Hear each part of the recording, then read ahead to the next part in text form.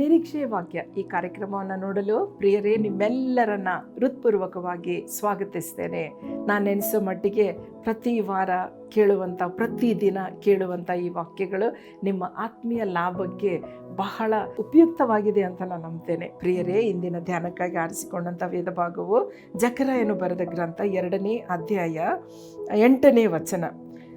ನಿಮ್ಮನ್ನು ತಾಕುವವನು ಯೆಹೋವನ ಕಣ್ಣು ಗುಡ್ಡನ್ನು ತಾಕುವವನಾಗಿದ್ದಾನೆ. ಪ್ರಿಯರೇ, ಈ ವಾಕ್ಯವು ಬಹಳ ಒಂದು ಬಲವುಳ್ಳ ವಾಕ್ಯವಾಗಿದೆ. ನಮ್ಮ ಶರೀರದಲ್ಲಿ ಬಹಳ ಸೂಕ್ಷ್ಮವಾಗಿರುವಂಥ ಒಂದು ಅಂಗ ಯಾವುದು ಅಂದರೆ ಕಣ್ಣು ಯಾವುದೇ ಒಂದು ಚಿಕ್ಕ ಒಂದು ವಸ್ತು ಒಳಗಡೆ ಹೋದರೂ ಕೂಡ ಅದನ್ನು ತೆಗೆದು ಹಾಕೋವರೆಗೂ ಅದಕ್ಕೆ ಕಣ್ಣಿಗೆ ನಿದ್ರೆ ಬರಲ್ಲ. ಆಮೇಲೆ ಯಾರಾದರೂ ಕಣ್ಣು ಗುಡ್ಡೆ ಮುಟ್ಟಕ್ಕೆ ಸಾಧ್ಯವೇ ಇಲ್ಲ.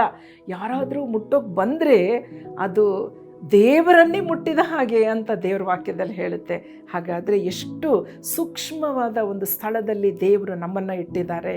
ನಾವು ಇತ್ತೀಚೆಗೆ ನೋಡುವಾಗ ಈವನ್ ಹಿಂದಿನ ಕಾಲದಲ್ಲಿ ಕೂಡ ಯೇಸು ಸ್ವಾಮಿ ಅನೇಕ ಶಿಷ್ಯರು ಅವರು ಹತಸಾಕ್ಷಿಗಳಾಗಿ ಅವರು ತೀರಿ ಹೋದರು.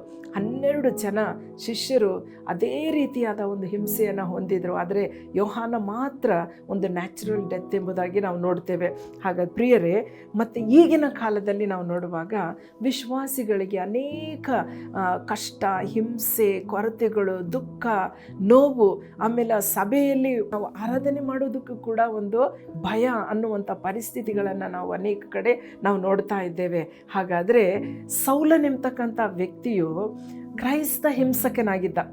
ಆ ಒಬ್ಬ ಸೌಲನು ದಮಸ್ಕ ಪಟ್ಟಣಕ್ಕೆ ಅನೇಕ ಕ್ರೈಸ್ತರನ್ನು ಸೆರೆಗೆ ಹಿಡಿದು ಅವರನ್ನು ಕೊಲ್ಲುವುದಕ್ಕೆ ಅಧಿಕಾರದ ಪತ್ರವನ್ನು ಹೊಂದಿ ಆತನು ಪ್ರಯಾಣ ಮಾಡ್ತಾ ಇದ್ದ.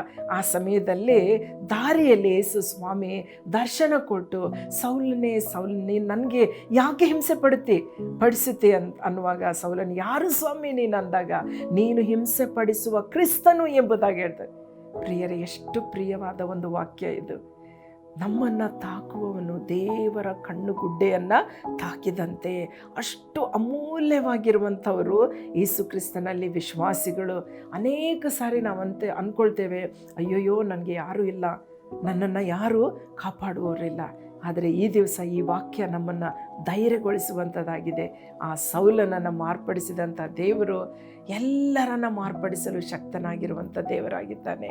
ನಮ್ಮಲ್ಲಿ ಎಂಥ ಒಂದು ಕಷ್ಟ ಇರಲಿ, ಅದನ್ನು ಪರಿವರ್ತಿಸಿ ಸಮಸ್ತವನ್ನು ನಮಗೆ ಒದಗಿಸಿ ಆಶೀರ್ವದಿಸುವ ದೇವರಾಗಿದ್ದಾನೆ. ಪ್ರಿಯರೇ, ನೀವು ನಾನು ದೇವರ ಕಣ್ಣುಗುಡ್ಡೆಯಾಗಿದ್ದೇವೆ. ನಮ್ಮನ್ನು ಯಾರು ತಾಕ್ತಾರೋ ಅವರು ದೇವರ ಕಣ್ಣುಗುಡ್ಡೆಯನ್ನು ತಾಕಿದ ಹಾಗೆ ನಾವು ಪ್ರಾರ್ಥನೆ ಮಾಡೋಣ. ನಮ್ಮನ್ನು ಭಾಳವಾಗಿ ಪ್ರೀತಿ ಮಾಡೋ ನಮ್ಮ ಪರಲೋಕದ ತಂದೆ, ಹೌದು ರಾಜ, ನೀನು ನಮ್ಮನ್ನು ಉಂಟು ಮಾಡಿದ್ದಿ. ನಮ್ಮನ್ನು ಬಿಟ್ಟುಕೊಡದೆ ನಮ್ಮನ್ನು ಪ್ರೀತಿಸುವ ದೇವರು, ನಮ್ಮನ್ನು ಕನಿಕರಿಸುವ ದೇವರು, ನಮ್ಮನ್ನು ಕಾಪಾಡುವ ದೇವರು.